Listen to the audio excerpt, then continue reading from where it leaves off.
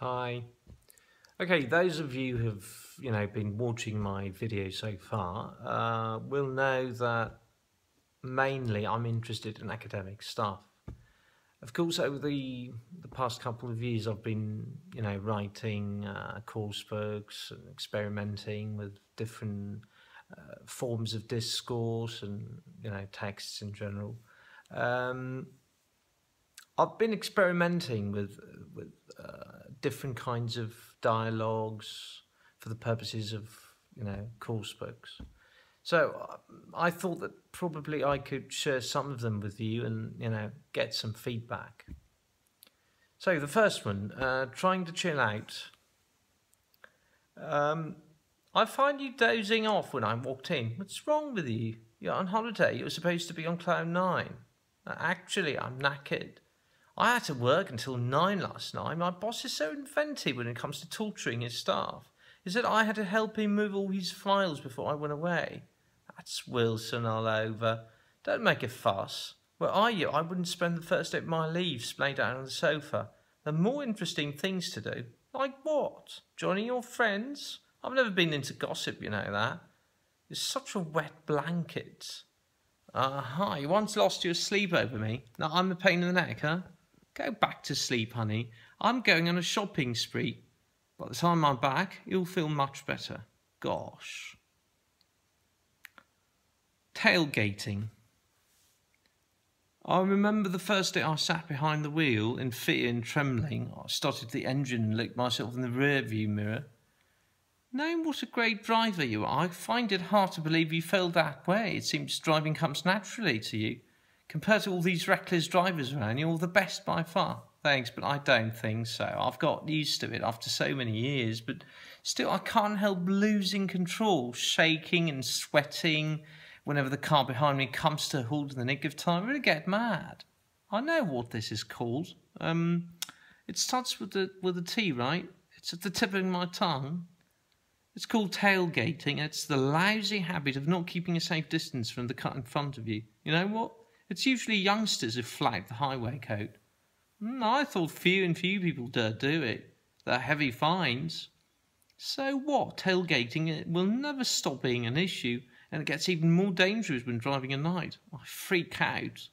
Never a dull moment, The third one, taking a nap. Hi, I'd like these sleeping pills, please. I suppose you have a doctor's prescription, right? Yes, of course. Let me check where I put it. Could you step aside so that I can serve the other customers? I'll find it. All right, then. Let me see. Right. Are you satisfied with these pills? In fact, I could recommend something else. I really swear by them. I've tried so many others, and I don't think they've been much help. You should be careful not to exceed the recommended dosage. It goes without saying that you're not to consume alcohol together with these pills. It may prove lethal. Cheers, I'll bear that in mind. Exams. So you're sitting in for a C2 certificate in Russian. Hats off. Well, I'm not sure if it's going to be this year, but well, I go a bundle in foreign languages, and Russian will be yet another feather in my cap.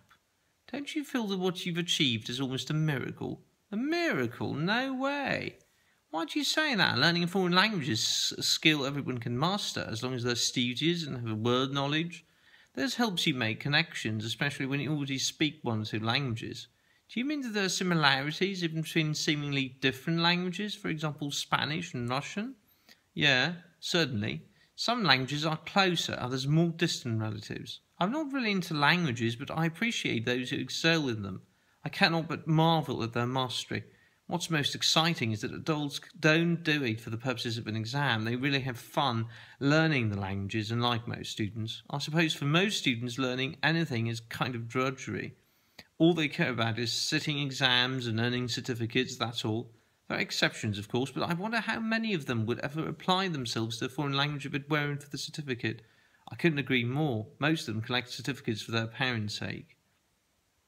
GM food. How many times do I have to tell you not to fritter our money away on such food? What's wrong with it? Actually, this bron is much cheaper than the rest. Are you pulling my leg? Who told you it's about the money only? Normally, genetically modified food is more expensive. It just happened to be a bargain. I think you're overreacting, or what? Haven't you ever heard or read anything about GM food? They make alterations to the DNA structure in order to produce food that lasts longer. Of course I have, but I'm not sure it's not as black as it's painted. Says who? Opinion is divided. You can never tell if GM food is harmful or not that bad, after all. Unless, of course, you're a scientist. I'm not a scientist, but I read a lot, watch videos on YouTube. Do I have to be a scientist for my opinion to count? GM food is one of the methods the powers that be employ in order to reduce the population. I know. I find it hard to believe. Okay, let me show something. Monarchy. It's a pity I didn't see the Queen visiting our town the other day. Come on, between you and me, what's so special about her? I know the Brits are hot on such issues, but what the heck? We're educated, civilised people. Why are we drawn to monarchy? How does it fit in a democratic society? You're right. Although I can't openly admit it, I find all this extravagance and flaunting of wealth so undemocratic and unfair. Why should we pay through the nose for an obsolete institution? As a child, I was a fan of the Queen and her husband and all this dreamlike world of princes and princesses. As an adult, I can't fool myself. This kind of thing has no place in democracy. We can do without Her Majesty. I'm not sure if Her Majesty can do without us, though. I keep wondering what forms democracy will take in the years to come. It's in jeopardy. The way I see it, it's always been in jeopardy ever since human greed entered the picture. Deep down, we're undemocratic creatures, right? For many of us, greed and exploitation are liberating. Democracy contains these drives. Democracy will survive only if humans are wiped out. That didn't sound very democratic. Ethnic cuisines. Julie, can you do me a favour? Mum, I'm in a hurry. Please, on your way back, you can drop by the Chinese restaurant and order these dishes. I haven't cooked today. I feel so listless. It's the swelter, don't worry. Why not go there and get something to eat? Your dad's not particularly keen on the idea. He can't stand ethnic cuisines anymore. What he needs is well-cooked American food. American food? Is there such a thing? Why do you say that? Sure there is. I don't mean the food you find at the local burger shop. I feel we're moving away from real food. I mean original cuisines. All around the world we consume an international version of each ethnic cuisine with sophisticated, tasteless ingredients. So unpalatable. Okay, I've changed my mind. On your way back, drop by the supermarket. I'm cooking tonight. Special needs schools. How are you doing? Well, I've seen better days, that's for sure. How about you? Nothing to write home about. I've just retired and I'm a bit fidgety. I have to take up a hobby or something. I envy you. Being a working mother with an autistic child is a nightmare, believe me. How's Adam doing? He's attending a special needs school. To be frank, I'd rather we had opted for the one in Los Angeles, but there was a change of plans and we ended up here. Why, aren't you satisfied? I thought there were some great teachers and psychologists there. When I saw you the other day, you were thrilled. Actually, there are no special classes for autistic children, so all students are lumped together as if they face the same difficulties. It's so unnerving. There's some nice schools in London, but there's no way we can relocate. Although the one Adam attends can't cater to his needs, he has no option but to stay. I guess you have to grin and bear it. So that was a small, sample of my work. Okay, so I'm just, waiting for your feedback. Take care. Bye-bye.